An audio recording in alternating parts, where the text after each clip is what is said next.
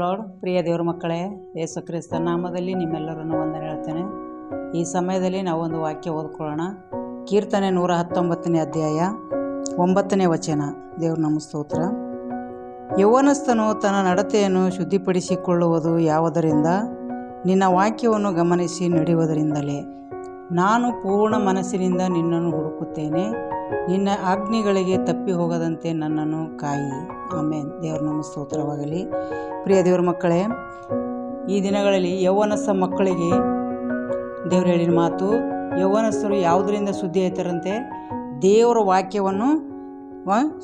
ಯೌವನಸ್ಥನು ತನ್ನ ನಡತೆ ನಾನು ಯಾವ ರೀತಿ ನಡೀತಾ ಇದ್ದೀನಿ, ಯಾವ ರೀತಿ ನಾನು ಜೀವಿಸ್ತಾ ಇದ್ದೀನಿ ಎಂಬುದು ಯಾವುದರಿಂದ ಅವ್ರು ಶುದ್ಧಿ ಆಯ್ತಾರಂತೆ? ದೇವರ ವಾಕ್ಯದಿಂದ ಶುದ್ಧಿಪಡಿಸಿಕೊಳ್ಳಬಹುದು. ಆಮೇಲೆ ದೇವ್ರ ನಮ್ಮ ಸ್ತೋತ್ರ.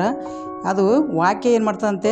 ನಮ್ಮನ್ನು ಶುದ್ಧಿ ಮಾಡುವಂಥದ್ದಾಗಿದೆ. ಯಾಕಂತಂದರೆ ಮೊದಲು ಯೌವನಸ್ಥರಿಗೆ ಸೈತಾನ್ ಕ್ರಿಯೆ ಮಾಡೋದು, ಯಾರನ್ನು ನುಂಗಲಿ ಅಂತ ಅದು ತಿರುಗಾಡ್ತಾ ಇರ್ತದೆ. ಅದಕ್ಕೋಸ್ಕರ ಯೌವನಸ್ಥರು ಏನು ಮಾಡಬೇಕು? ಈ ದಿನಗಳಲ್ಲಿ ತಾನು ವಾಕ್ಯದಲ್ಲಿ ಇನ್ನು ಹೆಚ್ಚಾಗಿ ಬೆಳೆದು ಆ ವಾಕ್ಯಲಿಂದೇ ಶುದ್ಧಿ ಆಗಬೇಕು, ಆ ವಾಕ್ಯಲಿಂದೇ ಬೆಳಿಬೇಕು, ಪ್ರಾರ್ಥನೆಯಿಂದ ಬೆಳಿಬೇಕು. ಯಾಕಂತಂದರೆ ಯೌವನಸ್ಥರಿಗೆ ಭಾಳಷ್ಟು ಸೈತಾನ್ ಕ್ರಿಯೆ ಮಾಡ್ತದೆ. ಯಾಕಂತಂದರೆ ಅವ್ರಿಗೆ ಇನ್ನೂ ಹೆಚ್ಚಾಗಿ ವಾಕ್ಯದಲ್ಲಿ ಅವರು ಬೆಳಿಬೇಕಂತ ಹೇಳಿಬಿಟ್ಟು ದೇವರ ವಾಕ್ಯವನ್ನು ದೇವರ ವಾಕ್ಯ ಗಮನಿಸಬೇಕು. ಬೇರೆ ಯಾವುದೂ ಇಲ್ಲ.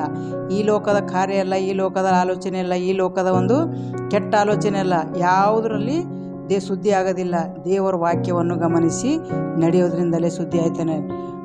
ನಾನು ಪೂರ್ಣ ಮನಸ್ಸಿನಿಂದ, ಅಂದರೆ ನಾವು ಏನು ಮಾಡಬೇಕಂತೆ? ಎಲ್ಲ ಯೌವನಸ್ಥ ಮಕ್ಕಳಾಗಲಿ ಯಾರೇ ಆಗಲಿ ಪೂರ್ಣ ಮನಸ್ಸಿನಿಂದ ನಾವು ಏನು ಮಾಡಬೇಕು? ದೇವರನ್ನು ನಾವು ಹುಡುಕಬೇಕು. ದೇವ್ರ ನಮ್ಮ ಸ್ತೋತ್ರವಾಗಲಿ. ಅರ್ಧಂಬರ್ಧ ಮನಸ್ಸಿನಿಂದಲ್ಲ, ಪೂರ್ಣ ಮನಸ್ಸಿನಿಂದ, ಪೂರ್ಣ ಶರೀರದಿಂದ, ಪೂರ್ಣ ಆತ್ಮಲಿಂದ ನಾವೇನು ಮಾಡಬೇಕು? ಹುಡುಕಬೇಕು. ಯಾರನ್ನು ಹುಡುಕಬೇಕು? ಸತ್ಯ ದೇವರನ್ನು ಹುಡುಕಬೇಕು. ಎಲ್ಲಿ ಹುಡುಕಬೇಕು? ಈ ಸತ್ಯದ ವಾಕ್ಯದಲ್ಲಿ ಹುಡುಕಬೇಕು. ನಾವು ಇದರಲ್ಲೇ ನಮಗೆ ದೇವ್ರ ವಾಕ್ಯದಲ್ಲಿ ಏನೇನು ತಿಳಿಸ್ಬಿಡ್ತದಂದರೆ, ನಿನ್ನ ಆಜ್ಞೆಗಳಿಗೆ ತಪ್ಪಿ ಹೋಗದಂತೆ ನನ್ನನ್ನು ಕಾಯಿ. ದೇವ್ರ ನಮ್ಮ ಸ್ತೋತ್ರವಾಗಲಿ. ನಾವು ಏನು ಮಾಡಬೇಕಂತೆ? ಯೌವನಸ್ಥರು ಏನು ಹೇಳ್ತಾ ಇದ್ದಾರೆ? ಈಗ ನಾವು ಯಾವುದಕ್ಕೆ ತಪ್ಪು ಹೋಗಬಾರ್ದು.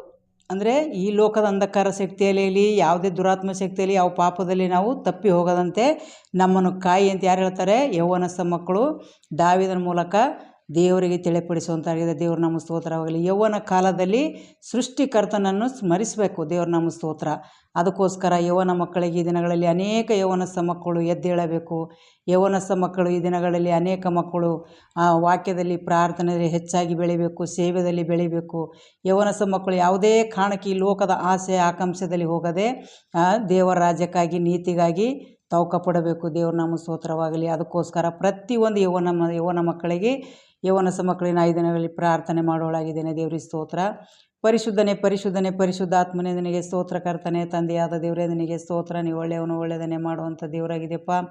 ಅನೇಕ ಯೌವನಸ್ಥ ಮಕ್ಕಳು ಕರ್ತನೆ ಕುಡುಕತನದಲ್ಲಿ, ಕರ್ತನೆ ಅಪ್ಪ, ಅನೇಕ ಕೆಟ್ಟ ಆಲೋಚನೆಯಿಂದ ಕರ್ತನೆ ಜೀವಿಸ್ತಾ ಇದ್ದಾರೆ. ದೇವ ನಿನಗೆ ಸ್ತೋತ್ರ. ಪ್ರತಿಯೊಂದು ಮಕ್ಕಳಿಗೆ ದಿನಗಳಲ್ಲಿ ಬಿಡುಗಡೆ ಕೊಡು. ನಿನ್ನ ಮಕ್ಕಳಾಗಿ ಜೀವಿಸುವಂತೆ, ಸಾಕ್ಷಿ ಮಕ್ಕಳಾಗಿ ಜೀವಿಸುವಂತೆ ಸಹಾಯ ಮಾಡು ಕರ್ತನೆ. ಯಾವುದೇ ಕಾರಣಕ್ಕೆ ಕೆಟ್ಟ ಚಟದಲ್ಲಿ ಕರ್ತನೆ ಅನೇಕ ಸಮಸ್ಯೆಗಳಿಗೆ ಕರ್ತನೆಪ್ಪ ಈಡಾಗ್ತಿದ್ದಾರೆ ಕರ್ತನೆ. ಎಲ್ಲ ಯೌವನಸ್ಥ ಮಕ್ಕಳಿಗೆ ಈ ದಿನಗಳಲ್ಲಿ ಎದ್ದೇಳಬೇಕು. ದೇವನಿಗೆ ಸ್ತೋತ್ರ ಕರ್ತನೆ. ನಿನ್ನ ಸೇವೆಯಲ್ಲಿ, ಪ್ರಾರ್ಥನೆಯಲ್ಲಿ ನೀನು ಹೆಚ್ಚಾಗಿ ಯೌವನಸ್ಥ ಮಕ್ಕಳು ಕರ್ತನೆಪ್ಪ ನಿನ್ನ ಕಾಪಾಡುವಂಥ ಸರ್ವಶಕ್ತನಾಗಿದೆ ದೇವ. ಎಲ್ಲ ಯೌವನಸ್ಥ ಮಕ್ಕಳಿಗೆ ಈ ದಿನಗಳಲ್ಲಿ ಮುಟ್ಟು ದೇವ ನಿನಗೆ ಸ್ತೋತ್ರ. ಈ ಲೋಕದ ಅಂಧಕಾರ ಶಕ್ತಿಯಲ್ಲಿ ಬಿದ್ದು ಹೋಗದೆ ದೇವರ ರಾಜ್ಯಕ್ಕಾಗಿ, ನೀತಿಗಾಗಿ ತವಕ ಪಡಂತೆ ಎಲ್ಲ ಮಕ್ಕಳ ಮೇಲೆ ಆತ್ಮದ ಮಳೆ ಸುರಿಸಿ ಪ್ರತಿಯೊಬ್ಬರು ಕರ್ತನೆ ಯೌವನಸ್ಥ ಮಕ್ಕಳು ರಕ್ಷಣೆ ಹೊಂದುವಂತೆ ಈ ದಿನಗಳಲ್ಲಿ ಬಲಪಡಿಸು.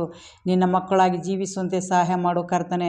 ಎಲ್ಲ ನಿನ್ನ ಮಕ್ಕಳು ಕರ್ತನೆ ಇಡೀ ಲೋಕದಾಗೆ ಪ್ರತಿಯೊಂದು ಕರ್ತನೆ ಯೌವನಸ್ಥ ಮಕ್ಕಳಿಗೆ, ಹೆಣ್ಣಾಗಲಿ ಗಂಡಾಗಲಿ ಕರ್ತನೆ ಯಾವುದೇ ಕಾರಣಕ್ಕೂ ಬಿದ್ದು ಹೋಗದೆ ಕಡೆಯವರು ದೃಢವಾಗಿ ನಿಲ್ಲುವಂತೆ, ನಿನ್ನ ಸೇವೆಯಲ್ಲಿ ನಿಲ್ಲುವಂತೆ, ಅನೇಕ ಮಕ್ಕಳು ಕಡೆಗೆ ಹೋಗಿ ಸುವಾರ್ತೆ ಸಾರುವಂತೆ ಎಲ್ಲ ಯೌವನಸ್ಥ ಮಕ್ಕಳಿಗೆ ದಿನಗಳಲ್ಲಿ ಮುಟ್ಟು ಮಾತನಾಡಬೇಕೆಂದು ಯೇಸುವಿನ ನಾಮದಲ್ಲಿ ಕೇಳ್ತೇನೆ ತಂದೆ. ಆಮೇನ್. Praise the lord.